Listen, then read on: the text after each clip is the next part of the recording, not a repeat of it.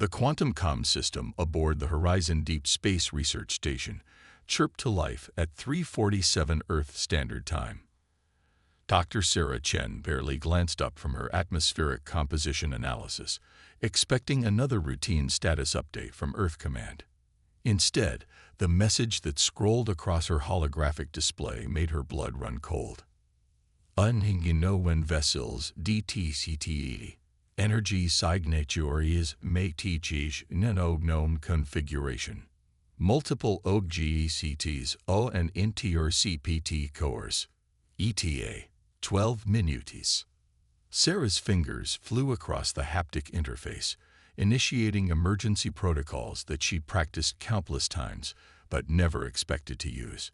Station-wide alert, she commanded, her voice steady despite the adrenaline surging through her system. This is not a drill. All personnel report to emergency stations. The research station's corridors, typically quiet during the night shift, erupted into controlled chaos as its crew of 50 scientists and support staff responded to the alert. They were researchers, not soldiers. The station's very existence was a testament to humanity's commitment to peaceful exploration. The Horizon, positioned at the edge of known space, represented years of international cooperation and scientific advancement. Dr. James Harrison, the station's chief of operations, burst into the control room.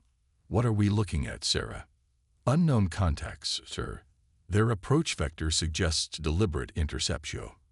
Her words were cut short by a blinding flash of light that overwhelmed the station's external sensors. When the systems recovered seconds later, the readings made no sense. The approaching vessels had suddenly multiplied, surrounding the station in a complex geometric pattern. "They're scanning us," Harrison muttered, watching the sensor readouts. "But these energy signatures, I've never seen anything like them." The station's eye assistant, HFY, interjected with its characteristic calm. "Analysis suggests technological capabilities significantly beyond current human advancement, detecting energy buildups consistent with weapons systems." Sarah's heart skipped a beat. "Weapons? But we're a civilian research station. We're broadcasting our status on all frequencies in every known format." "Opening communication channels," Harrison announced, his fingers dancing across the control panel. "This is Horizon Deep Space Research Station. We are a peaceful scientific installation. Please respond." The reply came not in words, but in action. A burst of energy, precise and devastating, lanced through the station's outer research labs. Emergency bulkheads slammed shut as atmosphere vented into space. Warning klaxons blared as AIA reported damage across multiple decks. "Casualties reported in Labs 3 through 7, AIA announced. Life support compromised in sections 12B through 15F, detecting additional energy buildups from hostile vessels." Harrison's face hardened. "Sarah, initiate Protocol Omega.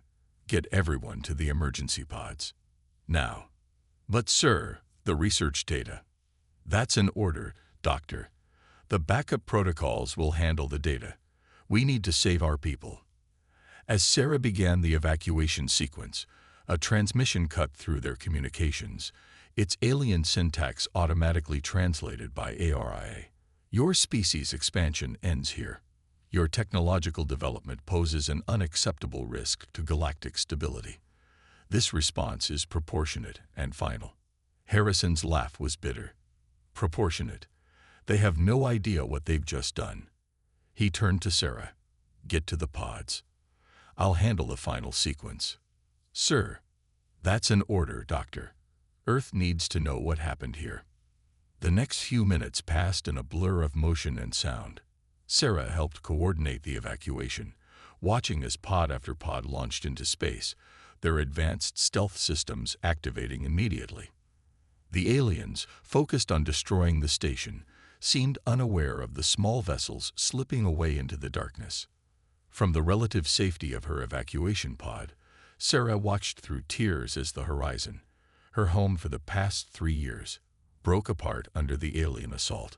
But it was the last transmission from Harrison that would haunt her most. Protocol Omega complete. Remember, Sarah, we're not what they think we are. We never were. The pod's quantum entanglement communicator activated automatically, connecting to Earth Command through channels that were theoretically impossible to detect or interrupt. Sarah's voice shook as she delivered her report. This is Dr. Sarah Chen, Horizon Station. We are under attack by unknown alien forces. The station is lost. Civilian casualties confirmed. They think they're teaching us a lesson about knowing our place in the galaxy. She paused, remembering Harrison's words. They're about to learn how wrong they are. At Earth Command Headquarters, Admiral Helena Drake reviewed the incoming data with an expression that would have frozen nitrogen. So, she said to the room of senior military and civilian leaders, they think we've been playing with toys out here. That our research stations are the extent of our capabilities. She stood, her uniform crisp despite the late hour. It's time to show them what humanity has been hiding in plain sight. She turned to her aide. Initiate Project Prometheus, and send a message to our friends out there. Her smile was razor sharp. Thank them for giving us a reason to stop pretending. The aide hesitated. The message, Mom. Keep it simple. Tell them. You should have asked why every other spacefaring race gave Earth such a wide berth. Now you're going to learn. As evacuation pods carried shell-shocked scientists to safety, vast hangars hidden beneath Earth's oceans began to open. Ships that had never appeared on any official registry powered up weapons that had never been documented. And across the globe, military commanders who had spent their careers maintaining an elaborate facade of technological limitations prepared to reveal what humanity was truly capable of. The aliens had made a fundamental mistake. They assumed humanity's focus on scientific research meant they were defenseless. They never stopped to ask why a species with humanity's violent history had so eagerly embraced peace. They never wondered if perhaps humans hadn't chosen peace because they were weak, but because they remembered all too well how good they were at war. They were about to find out. Admiral Drake stood in Earth Command's holographic war room, watching as thousands of signatures lit up across the solar system. Ships that had masqueraded as civilian vessels, research stations that had concealed military cores, and defense platforms disguised as communication satellites all revealed their true nature. Project Phoenix was awakening. Status report, she commanded, her voice carrying across the suddenly silent chamber. Colonel Maya Patel, head of strategic operations, stepped forward. All sleeper units responding, Admiral. The Lazarus Protocol is proceeding exactly as designed. The alien forces haven't moved from their position near the horizon wreckage. Of course they haven't, Drake replied, a hint of satisfaction in her voice. They think they've made their point. They're waiting to see our response through official channels. She turned to face the assembled command staff. Let's show them what happens when you mistake preparation for weakness. The holographic display shifted, showing the alien fleet in high detail. Their ships were beautiful in their way, organic curves and crystalline structures that seemed to defy conventional engineering. But humanity had spent decades studying similar designs, preparing for this very moment. Begin Phase 1, Drake ordered. Across the solar system, thousands of quantum entanglement nodes activated simultaneously.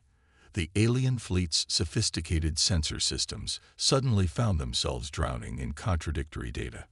What had appeared to be simple communication beacons revealed themselves as nodes in humanity's vast defense network. On the bridge of the alien flagship, Supreme Commander Vexthor's sensory appendages twitched in confusion. Report. What are these energy signatures? His science officer's response was interrupted by a transmission that somehow bypassed all their communication protocols. Admiral Drake's image appeared on their main display, her expression neutral but her eyes hard. This is Admiral Helena Drake of Earth Command. You seem to have made some incorrect assumptions about our technological capabilities. Allow us to correct them. Before Vexthor could respond, his tactical officer called out in alarm. Supreme Commander, we're detecting.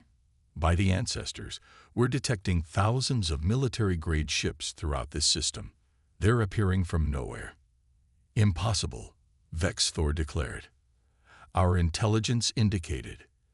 Your intelligence, Drake interrupted, saw exactly what we wanted you to see. For centuries, humanity has maintained a careful facade. We showed you our scientific vessels, our research stations, our peaceful colonization efforts. But we never stopped preparing for this moment. The holographic display around Vexthor filled with new data as human vessels decloaked. Each ship was a perfect counter to known alien warfare doctrine, designed specifically engineered to exploit weaknesses that the aliens didn't even know they had revealed. Our research stations, they studied your technology. Our trade missions, intelligence gathering, every diplomatic exchange, every cultural interaction, we were learning, preparing, not because we wanted conflict, but because we remembered our own history too well to ever be caught unprepared again. In Earth's orbit, massive defense platforms emerged from their quantum shadows. They had been there all along, hidden not by simple cloaking technology, but by manipulating the very fabric of space-time, a capability the aliens had thought impossible for primitive humans to achieve. Those civilian casualties on Horizon Station, Drake continued, her voice hardening. They were brave men and women who dedicated their lives to advancing human knowledge. They died believing in peaceful cooperation between species. Their deaths will be honored. She paused, letting the weight of her words sink in. But they did not die in vain. They activated Protocol Omega with their final acts. Vexthor's tactical displays erupted with warnings as every system on his ships suddenly began reporting critical vulnerabilities. Somehow, the humans had mapped their entire technological infrastructure. Every weakness, every potential point of failure, all laid bare. You see, Drake explained, almost conversationally, Horizon Station's primary mission wasn't just research. It was a demonstration, a carefully crafted image of human technological capabilities. Its destruction activated fail-safes we've had in place for decades. The data your weapons unleashed, it wasn't destroyed, it was analyzed. In real time, your attack taught us everything about your offensive capabilities. The alien fleet's engines suddenly went dark as human quantum interference patterns, tailored specifically to their drive signatures, took hold. They found themselves trapped in a web of technological superiority they hadn't even known existed. We could destroy your fleet right now, Drake stated matter-of-factly. But that's not our way. Consider this a demonstration of our own, not of our capacity for destruction, but of our foresight, our preparation, our unwillingness to ever be victims. She leaned forward, her image filling the alien command screens. You thought you were teaching humanity a lesson about its place in the galaxy. Instead, you've given us a reason to reveal what we've been hiding all along. The question is, what happens next? The silence that followed was deafening.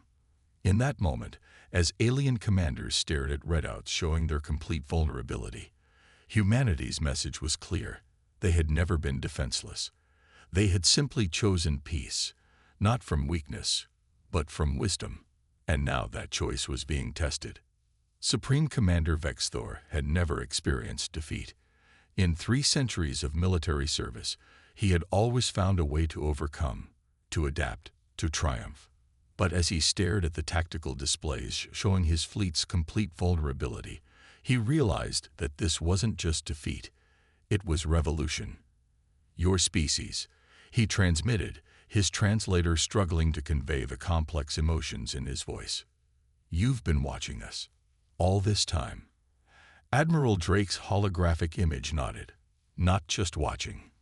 Learning, understanding, preparing, but not for war, for prevention. The quantum entanglement network that now surrounded Vexthor's fleet began transmitting data directly to his ship's systems. Technical readouts, tactical analyses, strategic assessments, decades of accumulated knowledge about his civilization's capabilities and vulnerabilities. This is impossible, his chief scientist declared, sensory appendages writhing in distress.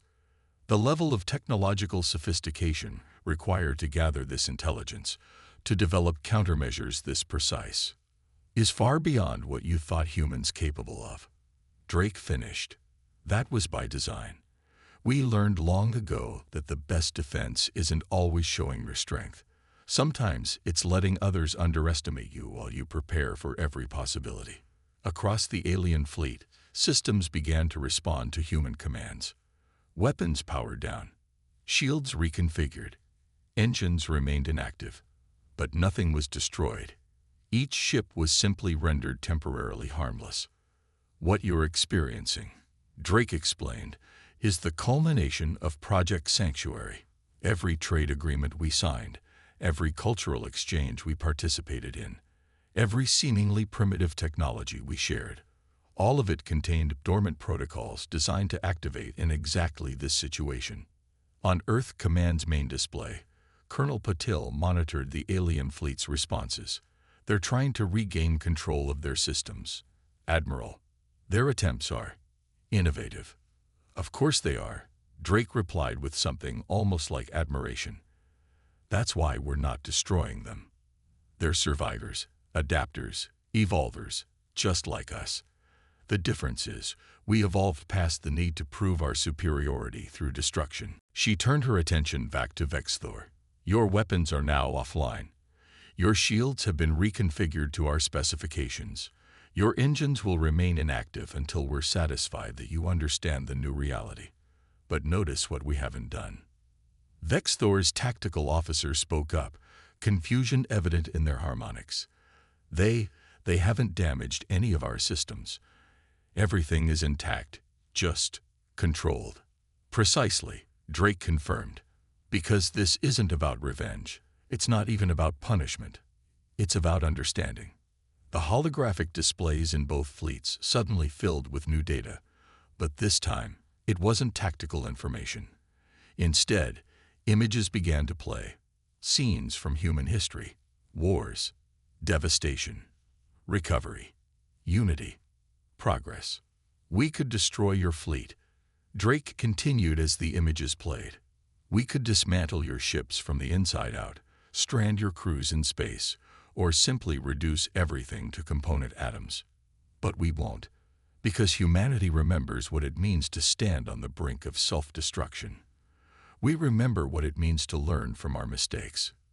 The images shifted, showing the aftermath of the Horizon Station attack. But alongside the destruction, they showed something else. The evacuation pods, carefully designed to be overlooked by alien sensors, carrying survivors to safety. Even in what you thought was our most vulnerable installation, we had prepared, not just for survival, but for understanding. Every scrap of data from your attack has been analyzed. Every weapon signature cataloged, every tactical decision mapped and countered. Vexthor watched as his own attack was dissected on the screens before him, each movement predicted and countered by human defensive systems that had remained hidden until now. But here's what happens next, Drake announced, her voice carrying the weight of authority backed by overwhelming capability. We're going to give you a choice.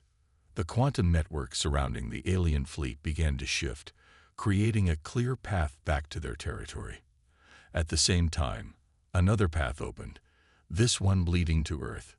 You can retreat. Return to your space, warn others about what you've discovered, live in fear of what humanity might do next. Or, she paused, allowing the tension to build. You can stay. Learn. Understand why we chose peace despite being capable of so much more. The silence that followed was broken by a new voice. Dr. Sarah Chen, speaking from one of the evacuation pods that had escaped Horizon Station. Supreme Commander, she said, her image appearing alongside Drake's. I watched your weapons destroy my home, my workplace, kill my friends and colleagues. But I also saw something in your attack pattern, precision, care taken to minimize peripheral damage. The capacity for restraint, even in an act of aggression. She leaned forward, her eyes intense. You're not so different from us.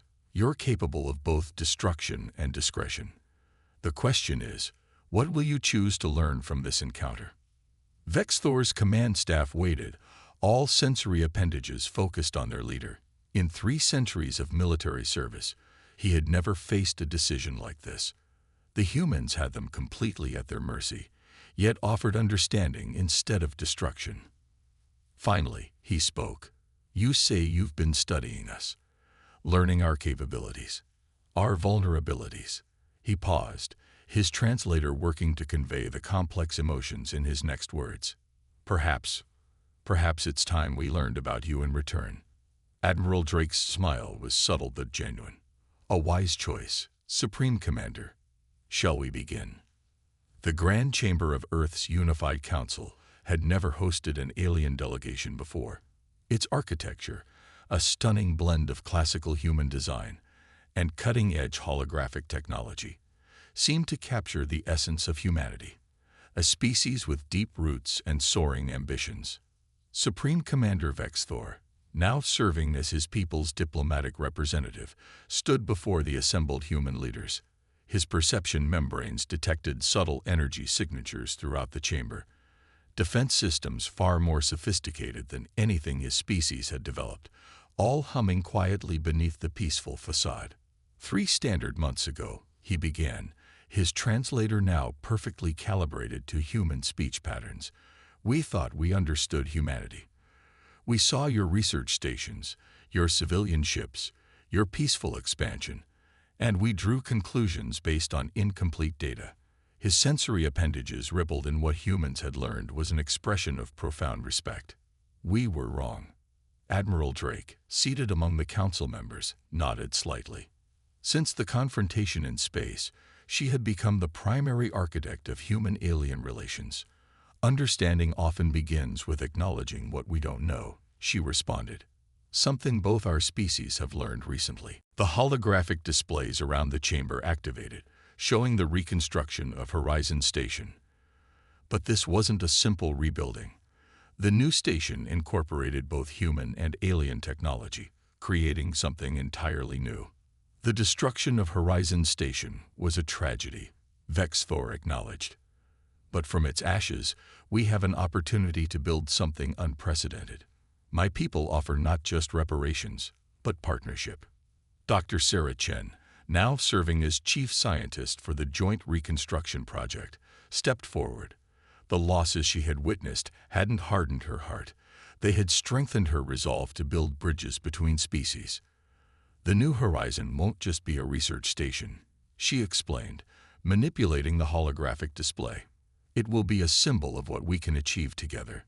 Human quantum manipulation technology combined with your species' bioengineering expertise creates possibilities neither of us imagined alone. The display shifted, showing projects already underway. Hybrid ships that combine the best of both civilizations' technology. Medical breakthroughs born from the merger of different scientific approaches. Defense systems designed to protect rather than destroy. But more importantly, Admiral Drake added, rising from her seat, it represents a new approach to galactic relations, one based on mutual understanding and respect, not fear and assumptions. She walked to the center of the chamber, standing beside Vexthor. When you attacked Horizon Station, you thought you were containing a potential threat. Instead, you discovered something far more valuable. A species that had chosen peace despite possessing the capacity for overwhelming military superiority. A choice we now understand far better. Vexthor responded. Your hidden strength wasn't in your weapons or your technology. It was in your ability to possess such power and still choose cooperation over conflict. The chamber's displays shifted again, showing the vast network of human defenses that had remained hidden for so long. But now, instead of appearing threatening, they stood as testament to humanity's foresight and restraint. For centuries, Drake continued, humanity prepared for the worst while hoping for the best. We built defenses while extending hands in friendship. We studied potential adversaries while offering cooperation. Not because we sought conflict, but because we understood that true peace comes from strength tempered by wisdom. Vexthor's sensory appendages moved in a pattern that the human translators now recognized as agreement. We came to teach you a lesson about your place in the galaxy, he admitted. "Instead, you taught us that true power lies not in the ability to destroy, but in the choice to create." The council chamber's atmosphere shifted as holographic representations of both species' homeworlds appeared above them. Two civilizations that had nearly come to war, now standing on the brink of unprecedented cooperation. "The question before us now," Dr. Chen said, her voice carrying the weight of someone who had seen both destruction and hope, "is not what we can do to each other, but what we can achieve together." She manipulated the controls, showing the preliminary designs for joint ventures that would reshape both societies. Clean energy projects that combined human quantum engineering with alien biotechnology. Medical advances that could extend lifespans for both species. Exploration vessels that would push the boundaries of known space. "We offer not just peace," Vexthor declared, "but partnership. Not just reparations, but revolution. My people have seen what humanity is capable of, not just in terms of technology and defense, but in wisdom and restraint. We would be honored to learn from you, even as we share our own knowledge." Admiral Drake smiled, extending her hand in the human gesture of agreement. "Then let's begin building something new, together." As Vexthor's appendage met her hand in the carefully practiced gesture, the chamber's displays showed the first joint fleet already under construction. Ships that combined the best of both civilizations, crewed by both species, ready to explore rather than conquer. The message to the galaxy was clear. Humanity's power wasn't in its hidden fleets or advanced technology. It was in its ability to turn potential enemies into allies, to choose creation over destruction, to maintain peace through strength, while never losing sight of the value of cooperation. The diplomatic dance had begun, and its rhythm would reshape the galaxy. 20 years after the Horizon incident, the galaxy had changed in ways that neither humans nor the Vextheri could have predicted. The new Horizon Station, once a symbol of destruction and misunderstanding, now stood as the crown jewel of interspecies cooperation, its crystalline spires and quantum arrays visible from light years away. Admiral Helena Drake, now serving as Earth's senior ambassador to the Galactic Cooperative, stood in the station's observation dome with her old friend, former Supreme Commander Vexthor. Below them, a new class of cadets, both human and Vextheri, prepared for their first joint mission. "Did you ever imagine this?" Drake asked, watching as the young officers worked in seamless coordination, their differences forgotten in pursuit of common goals. 20 years ago, when you were preparing to teach us our place in the galaxy." Vexthor's sensory appendages rippled with what humans now recognized as rueful amusement. "I imagined many outcomes, old friend. But this," he gestured to the vista before them, where ships of countless designs plied the spaceways. "This surpassed even my species' capacity for imagination." The station's quantum arrays hummed quietly, maintaining the vast network of communication and defense systems that now protected not just Earth or the Vextheri worlds, but dozens of civilizations that had joined the cooperative. What had begun as a near war had evolved into the galaxy's most stable alliance. Dr. Sarah Chen, now Director of Interspecies Scientific Development, approached with a holographic display hovering before her. "The latest results from Project Genesis are in," she announced, her eyes bright with excitement. "The combination of human quantum manipulation and Vextheri bioengineering has successfully terraformed the first dead world.